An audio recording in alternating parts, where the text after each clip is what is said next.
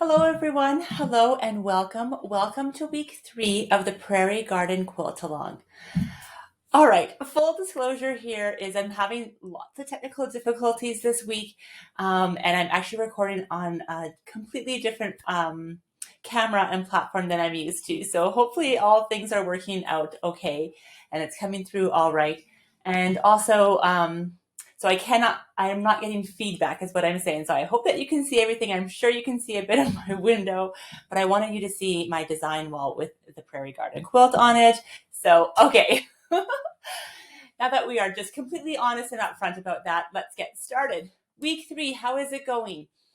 You've gotten your fabric pull for the Prairie Garden quilt. You've cut your pieces. We've talked about fussy cutting, and now it's layout and assembly. So if you do not have directional fabric, and if you're going for a completely scrappy look, you can skip the layout process.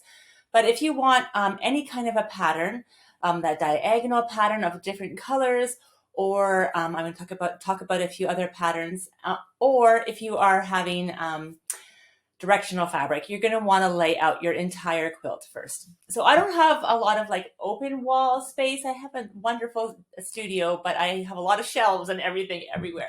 So I have this tiny little design wall in there, but it serves its purpose.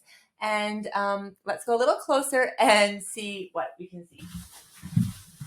So this fabric that I am using here is, it came in 3 colorways, that main print. And so I wanted to make sure that I used that main print in all of my main blocks. And so I tried a different pattern and it actually came out as a diagonal as well. So isn't that fun? But I did blue, pink, white. So I did 3 color centers and I kept repeating it. Blue, pink, white. Blue, pink, white. Blue, pink, white, and so on. And as you can see, it made the Prairie Garden diagonal that we were talking about. So yay for that. I kept a blue. Now, for me, the most important part here was this is my solid fabrics, which are not solid in this. They're in the collection of the Quilt Fair collection. But I wanted to make sure that the blue was with the blue, the red was with the pink, and then I have either green or yellow with my white blocks. And so I wanted to lay those out. So I used my quilt pattern to lay out those blocks on the design wall. Those are what's important. I have my background pieces all cut out and they're all the same, or you could go scrappy with those too. And then my cornerstone blocks. So because I'm using a directional print, I wanted to make sure I lay them out because it will be important when I assemble this block that I put this on the bottom of this so it faces right, and this goes on the top. So this actually took me not too long, but this step is so worth it. So if you don't have a design wall, if you have an open space on the floor, and then you can just put the blocks like with a sheet of paper in between them and put them on a cookie sheet, and then you have them all as you're sewing them. So I'm going to drop you down and we're going to talk about the block assembly. As I promised, it is all straight sewing. There's no corners, no funny little angles, nothing you have to really trim afterwards. You can always check your sizes, but this is an easy peasy assembly. It's the layout that is in the awe part of it. So it's the wow part is the layout. So here we go. Let's talk about the block assembly. So here we are. I've laid out my main piece, and then I'm going to follow the instructions for the block assembly.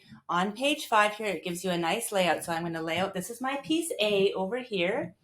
And then the next ones that I'm going to make sure I put down are my C and D pieces. And they're going to go like this. I took it right off my design wall, so I know it's going to go on this corner of the block. And then next, the most important things are going to be my cornerstones. So I cut my cornerstones from blue, pink, and then that green and yellow, and I'm going to have them match here. So I'm going to go with the gingham for this block, and I'm going to make sure that they are where they're supposed to be on this block. All right, so let's start with the next biggest piece, and that is our piece F. So piece F is going to go along,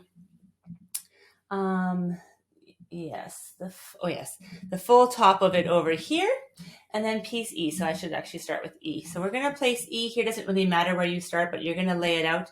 The assemblies will tell you where to assemble, but once you lay it all out, then you'll be able to see. So that E is going to assemble here, and then we have the F on top. And then you're going to take the G on this side. This comes in a little bit closer here. And we have the I and the H.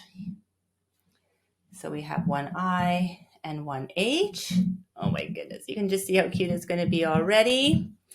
And then on the other side, so we're going to need to put another H in here. There we go. And then another F. This is my F, yes. No, this is my F. This one is my F. I should label them with my labeler. There we go. And then we have our B and our H and our I again. So here's my I and here's my H. Excellent. So this is your laid out block. Isn't it just so fun and cute? So everything will be just laid out like this. You can put a piece of tissue paper down or a piece of paper, fabric, whatever you want, and lay on your next block and your next block and your next block if you don't have the space to have a design wall. And then you can just sew assembly from here. Because it is all straight sewing, it is going to be just easy peasy chain piece assembly. So you'll just follow the pattern as it says here, and it'll say sew A to E, and then all the arrows show you where to press. Then you're going to sew the F to them, and you press that way, set that aside. You're going to sew these two together and then sew that. Same thing over here. Then you'll sew this together, sew that along, these together, those, these, the whole block, and ta-dam! All straight, all wonderful sewing. Just 1/4 inch inseam. Keep your inseam, keep your seam allowance. Sorry, let's try that again. So assembling here and bringing it all together. Yay! Keep a nice, clean 1/4 inch seam allowance everywhere on all of your pieces, and you are going to have a nice, even, finished prairie garden block. I cannot wait to see them. You can do your chain piecing all week, and we are going to join back here next week. So that is how easy it is to assemble the prairie garden block, and it's just one block after the other. Next week, there's no sashing at all. We're just putting all those blocks together. If you have a design wall, excuse me, it's great if you can sew one block and stick it back up there. But if you don't have that space or a design wall, that is okay too. All you need to do is just put it back on that frying or that cookie sheet pan. Put it back on your cookie sheet pan again with your piece of paper there, and just keep them in the order, and you'll have no problem at all. And even if you do, you can still play around with it afterwards. It's just all part of the fun. So that is a prairie garden quilt along week 3. We'd love to have you sign up for this quilt along because we do have prizes at the end. And even if you are on the Be So Inspired newsletter, please do sign up for the Prairie Garden Quilt Along. It is on the homepage of the Be So Inspired website, www.besoinspired.com. And you can also join us on the YouTube channel. All you need to do is come over to the Be So Inspired YouTube channel, just like the video, and if you'd like to subscribe, that would be just wonderful as well. So thank you so much and have a wonderful day. Good to see you.